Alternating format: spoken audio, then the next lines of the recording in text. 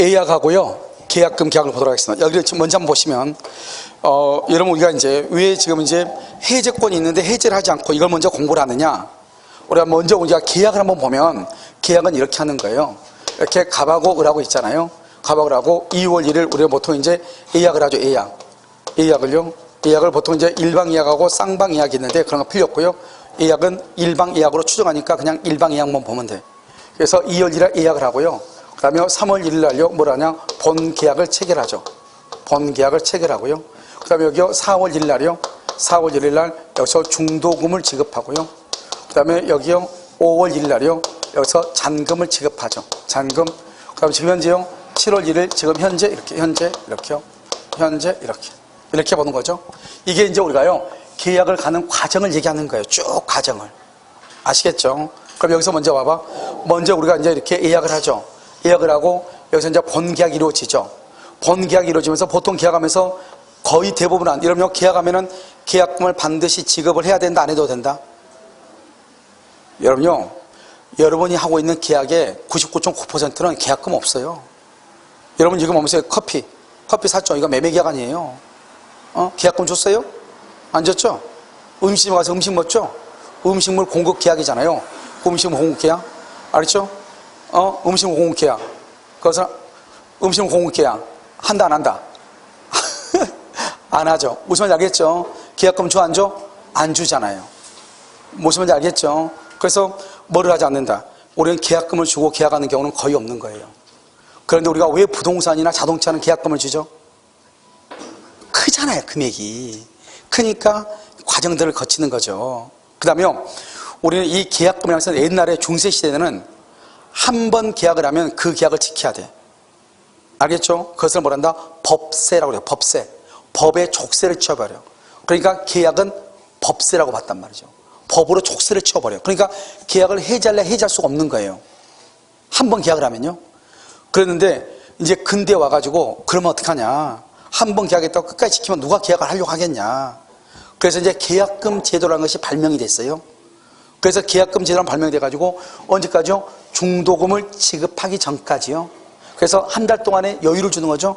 계약금을 준 사람은 포기하고 받은 사람은 몇 배를 주고 2배를 주고 계약을 해지할 수 있는 길을 열어놨어. 그것을 해약금 제도라고 하는 거예요. 그래서 우리가 보통 계약을 할 때 반드시 계약을 할 때 계약금을 주는 것은 아니지만 우리가 부동산에 관한 것을 배우기 때문에요. 부동산 할 때는 거의 대부분 다 뭐래요? 99.9% 계약금을 주죠. 그래서요, 본 계약을 하면서 뭐를 준다? 보통 계약금을 지급한다 이 말이죠. 아시겠죠? 그러면 이 본 계약을 뭐라 한다? 본 계약을 이것을 주된 계약이다 이렇게 얘기하고요. 그럼 계약금 계약은 뭐라 한다? 이것을 종된 계약이다 이렇게. 그러면 종된 계약은 뭐죠? 본 계약이 없으면은 계약금 계약도 있다 없다? 없다 이 말이죠. 이런 아까 있었는데 낙성 계약하고 반대가 무슨 계약이다? 요물 계약이다. 요물 계약 네 가지 뭐가 있다? 현, 대, 계, 보. 그래서 계약금 계약을 무슨 계약이라고 한다? 요물 계약이다 이렇게. 이 요물이란 말이 지금부터 아주 중요할 거란 말이죠. 알겠죠? 자, 그 다음에 이제 중도금이죠. 중도금 이후 단계를 이행 단계라고 하는 거예요. 이행 단계. 여기서부터 이행이라고 그래. 그럼 여러분요, 우리가 계약을 할 때 반드시 그러면 중도금을 지급을 해야 되느냐? 그건 아니에요. 중도금을 지급하지 않는 게 더 많죠. 우리가 가지고 있는 여러분이 아는 동산에 대한 매매 계약. 매일 하루에도 몇 건씩 계약을 하죠. 근데 우리가 그때 중도금을 반드시 지급해야 하네요? 안 하죠. 그런데 부동산 거래에서는 보통 중도금을 지급해야 하네요? 하죠. 그래서 우리가 부동산 중개업자니까 부동산을 중심으로 보니까 그런 거지 반드시 중도금을 지급해야 되는 것은 아니다 이런 말이죠. 그럼 이거 이행 단계죠? 이행 단계에서 이행을 하지 않죠? 이행을 하지 않는 것을 뭐라고 한다? 채무 불이행이다 이렇게. 뭐라고 한다? 채무 불이행 이렇게 얘기하고요. 이 채무 불이행이 있을 때 계약을 해제하고 원상 회복을 청구하고 손해배상을 청구하고 해제하고 원상회복 손해배상 이렇게 얘기를 하는 것이에요. 이 중도금 이후를 무슨 단계를 한다? 이행 단계다 이렇게 얘기를 하는 것이에요. 여러분 좀 이해되셨나요? 그래서 이것을 이행 단계 이렇게 얘기를 해요. 이걸 뭐라 한다? 중도금이다 이렇게 얘기하죠. 그래서 중도금은 이행 단계인데 이 중도금은요, 중도금이 만약에 예를 들어서 우리가요 매매 대금이 1억이다 이 말이죠. 1억이면 계약금을 얼마나 줬죠? 1,000만 원을 줬잖아요. 1,000만 원. 그러면 중도금으로 얼마나 준다? 4천만 원 준단 말이죠. 4천만 원. 그럼 이러면 잔금으로 얼마나 줘야 되죠? 잔금으로는 6천을 주는 것이 6천원. 알겠죠? 이렇게. 잔금은 6천만 원이죠. 그거 왜 그러죠? 계약금 1,000만 원 주고 중도금 4천 주고 잔금은 그러면 5천원 줘야 될 것 같은데 6천원 주잖아요. 그래서 왜 그러냐? 계약금은 매매 대금이 아니에요. 아까 말했죠? 계약금은요 언제나 가지고 다른 약정이 없으면 아무런 말이 없으면 계약금은 해약금으로 추정을 해. 아무 말 없으면 이건 해약금이에요. 매매 대금이 아니고. 해약금 뭐죠? 중도금을 지급하기 전까지 계약금을 준 사람은 포기하고 받은 사람을 2배를 주고 계약을 해지할 권리를 유보하고 있는 거예요. 그러니까 계약금은 매매 대금이 아닌 거예요. 알겠죠? 그러니까 계약금은 중도금을 지급하기 전까지 언제든지 계약을 해지할 수 있는 권리가 있는 거예요. 그건 둘 다 해지할 마음이 보통은 없죠. 없어서 중도금 단계를 지나죠. 지나면 어떻게 한다? 이제 갑은 계약금 1,000만 원 받은 걸 해약을 한다 안 한다? 안 했죠. 안 했으니까 을한테 반환해야 돼. 알겠죠? 반환하고 중도금을 얼마 받고? 4천. 잔금을 얼마 받아? 6천을 받는 거예요. 그런데 우리는 보통 그렇게 하지 않고 받은 돈도 돌려주지 않고 그냥 계약금을 중도금 4천 받으면서 계약금을 잔금의 일부로 받은 것으로 봐버리죠. 잔금의 일부로. 그래서 얼마를 받은 걸로 봐버린다? 잔금을요 1,000만 원을 미리서 받은 걸로 봐버려. 왜? 원래는 주고 다시 받아야 되는데 주지 않았으니까. 알겠죠? 그러니까 잔금을 얼마만 준다? 5천만 준다고 여러분이 얘기하는 거예요. 아시겠죠? 그러니까 계약금에 대해서 정확한 이해가 있어야 돼. 이해를 못하면 큰일 나. 그런데요, 이 중도금이 지금 얼마죠? 4천이죠? 4천인데 일부만 지급해. 일부만 3천만 미리서 지급해. 3천만. 그래도 이것을 무슨 단계라고 한다? 이행 단계라고 그래. 일부만 줘도. 그러니까 아무튼 이행 단계가 딱 되죠? 이행 단계가 되죠? 그러면 계약금을 뭐하고? 포기하고 계약을 해제할 수 있다 없다? 없다 이 말이죠. 계약금을 포기하고 해제를 못해. 일부만 주든 전부를 주든. 그러니까 우리가 계약금을 가지고 계약을 해제하려면 언제까지 해제를 해야 된다? 중도금의 전부나 일부를 받기 전까지 해제하는 거예요. 자, 그 다음에 이 사람이 갑이요 계약금을 을이 갑한테 계약금을 1,000만 원을 줬단 말이죠. 1,000만 원을 줬는데 갑이 계약을 해제하려고 그래요. 왜요? 지금 조정구역이 해제가 돼가지고 막 집값이 올라간단 말이죠. 그러니까 갑이 계약을 해제하려고 한단 말이죠. 그러면 해제하게 해야 돼? 못하게 해야 돼? 못하게. 해제 못하게 하려면 무슨 단계가 돼야 돼? 이행 단계.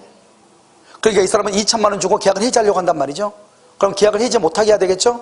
그러면 을은 어떻게 해야 돼요? 미리서 2월 20날 미리 중도금을 지급해.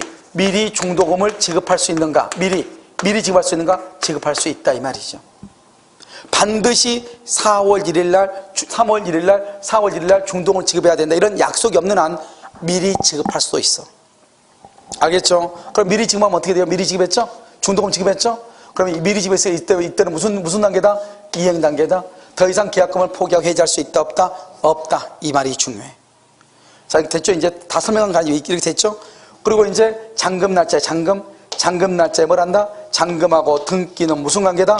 동시이행관계. 동시이행관계죠? 동시이행관계. 근데 우리는 벌써 동시이행관계는 벌써 우리가 배웠잖아요. 원래 여기서 배워야 되는데. 그러니까 지금 우리 이 채권법은 막 순서가 여기저기예요. 여기저기. 그 다음에 계약 해제는요. 해제는 언제 있어야 돼요? 이제 우리가 해제를 배우는 거예요. 중도금 이후에 채무 불이행이 있을 때 해제를 배워야 돼. 그러니까 해제는 언제 배워요? 계약금, 예약하고 계약금하고 배우고 난 다음에 배워야 돼요. 그런데 우리 책에는 어떻게 돼 있냐? 해제권이 먼저 나오고 그 다음에 예약 나오고 그 다음에 계약금 나온단 말이죠. 순서가. 알겠죠? 그러니까 우리가 책의 순서대로 공부할 것인가 계약의 흐름대로 공부할 것인가 이게 중요하다고. 무슨 말인지 알겠죠? 그런데 채권법은 어떻게 이해하는 게 빠르다? 계약의 흐름대로 이해하는 게 훨씬 더 유리하다 이 말이죠. 그 다음에 어떻게 돼요? 요금 현재 물건이요 집을 사는데 오늘 지금 비 오고 있죠? 비가 오는데 여기 구멍이 뚫려가지고 샤워기를 안 틀었는데 샤워가 되는 거예요. 알겠죠?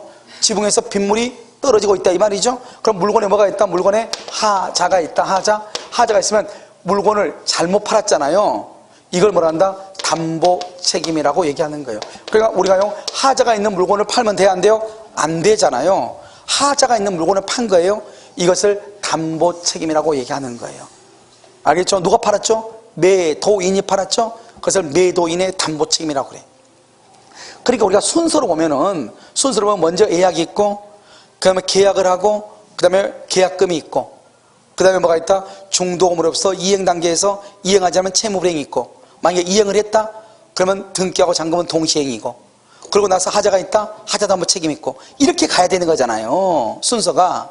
그런데 책의 순서는 동시행함표권이 제일 먼저 나오고, 그 다음에 해적권이 나오고, 해적권, 그 다음에 예약이 나오고, 그 다음에 계약금이 나오고, 그 다음에 담보 책임이 나오고, 이렇게 돼 있다고. 우리 책에는 순서가.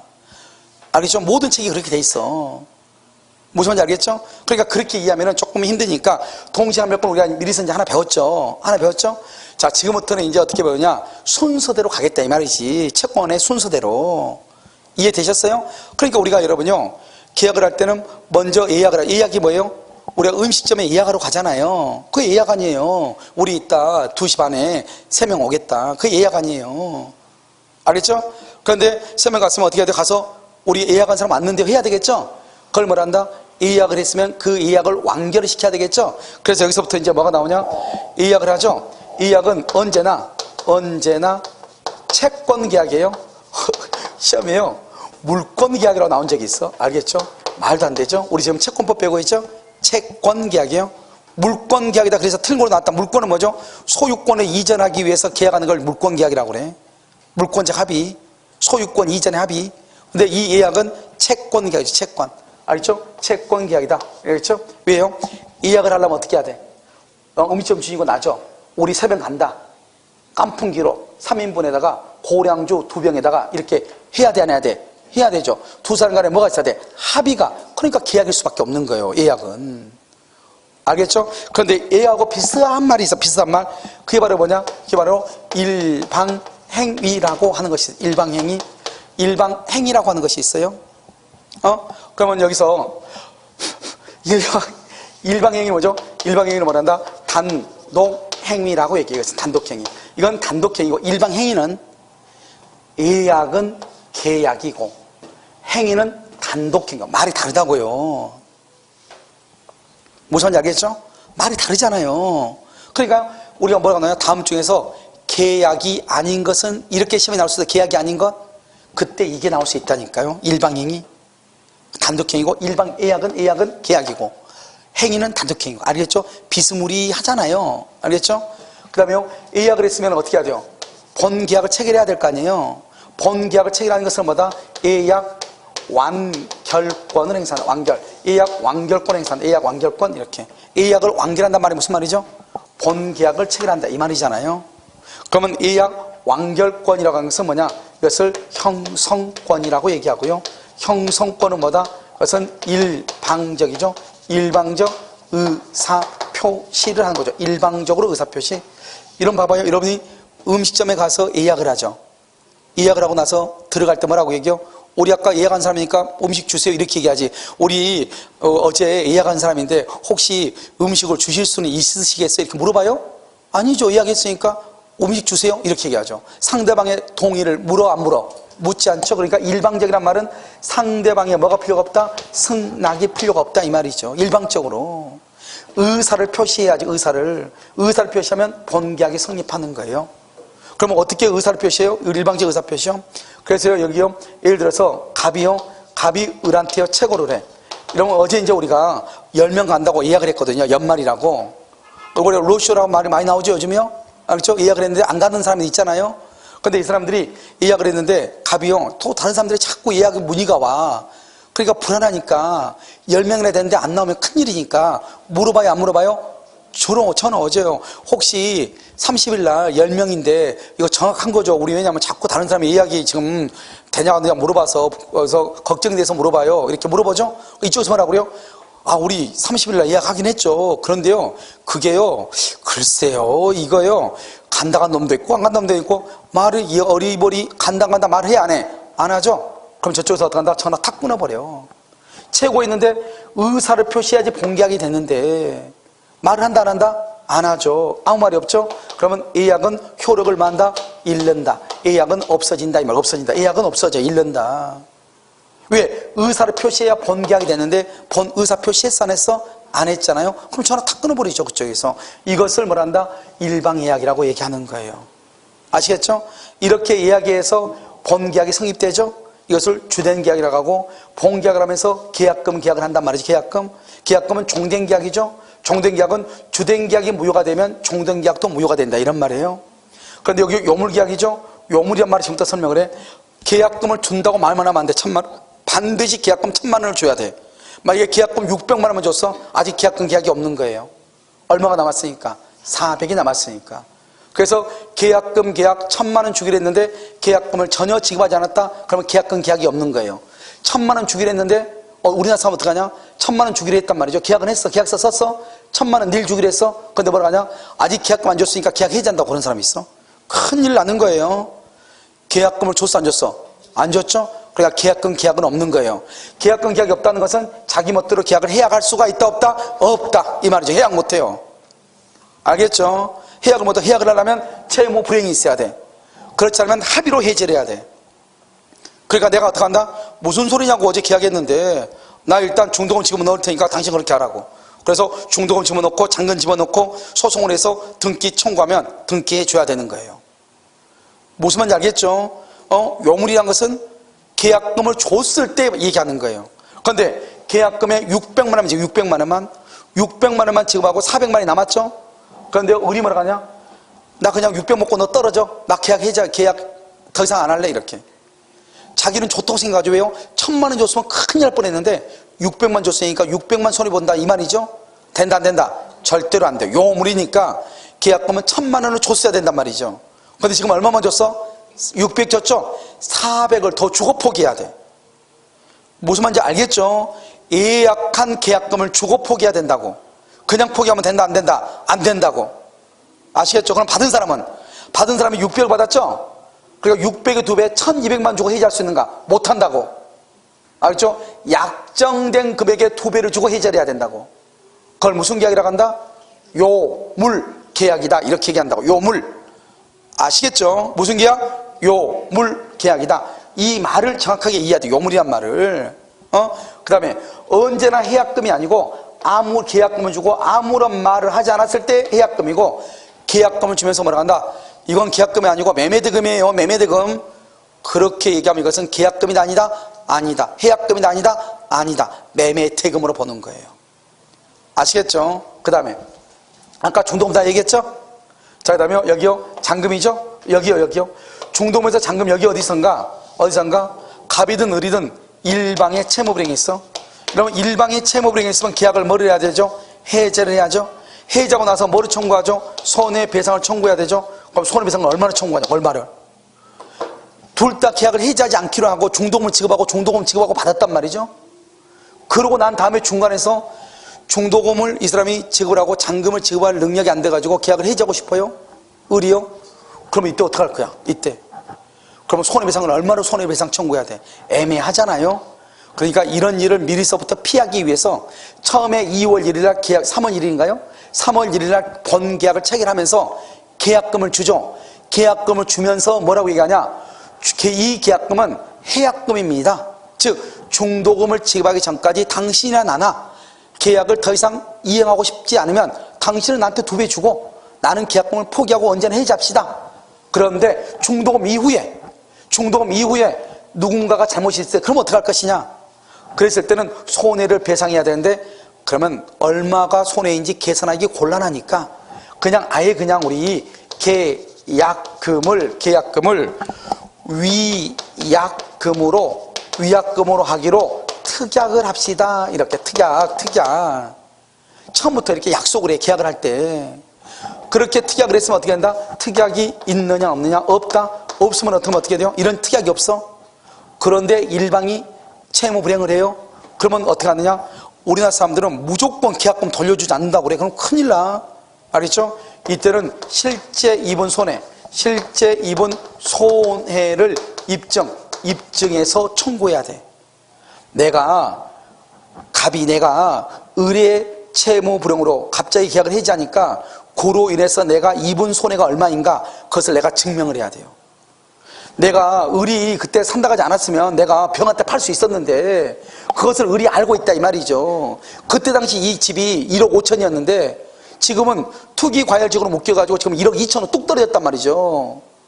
그럼 내가 얼마나 손해볼 수 있어? 3천원 손해볼 수 있으니까 그거를 매수인이 알면서 자기하고 계약하자고 우겨서 계약을 했단 말이죠. 그러면은 증명이 돼야 안 돼요? 되죠. 그럼 3천원 청구할 수 있는 거죠. 그런데 그것도 없이 그냥 부동산에 지금 물건 내놓고 계약을 그냥 했어. 근데 중간에 그만두겠대? 그럼 내가 얼마나 손해 있는지 내가 그걸 증명을 해야 되잖아요. 증명할 길이 있어 없어? 없잖아요. 이게 애매하잖아요. 그러니까 우리는 처음부터 계약을 할 때 만약에 중도금 지급하기 전까지는 계약금은 해약금으로 추정하니까 준 사람은 포기하고 받은 사람을 2배를 주고 계약을 해지할 수 있습니다. 이렇게 하고 그 다음에 중도금 이후에는 그런 말이 있어 없어? 없으니까 약속을 해야 돼. 약속. 그걸 특약이라고 그래. 그 특약상에서 적어야 돼. 알겠죠? 그래서 뭐라고 적는다?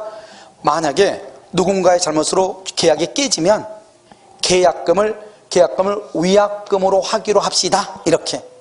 그러면 위약금 하면 어떻게 되냐? 위약금 하면 특약이 있으면 위약벌 또는요 손해배상의 예정. 손해배상의 예정으로 추정한다. 추정한다. 그럼 손해배상 예정이라는 것은 뭐냐? 계약금을 준 사람은 포기하고 똑같아. 받은 사람을 2배를 주고 그걸 손해배상을 하고 계약을 해지할 수 있다 이 말이죠. 알겠죠? 계약금을 준 사람은 포기하고 받은 사람을 2배를 주고 해지할 수 있다. 그걸 손해배상 예정으로 추정한다고 그래. 그런데 위약벌은 뭐냐? 위약벌은 계약금 떼이고 플러스 알파로 손해배상을 더 청구할 수 있는 것, 그것을 위약벌이라고 그래요. 벌칙이니까. 벌이 뭐예요? 벌이 페널티죠. 페널티가 뭐예요? 여러분 축구할 때 페널티킥이죠. 페널티킥이 뭐예요? 한 골 거저 주는 거잖아요. 그러니까 너 계약금 내가 뺏어오고 손해가 있으면 또 손해를 더 청구하겠다는 거죠. 이걸 위약벌이라고 그래. 그리고 이것은 상당히 가중이죠.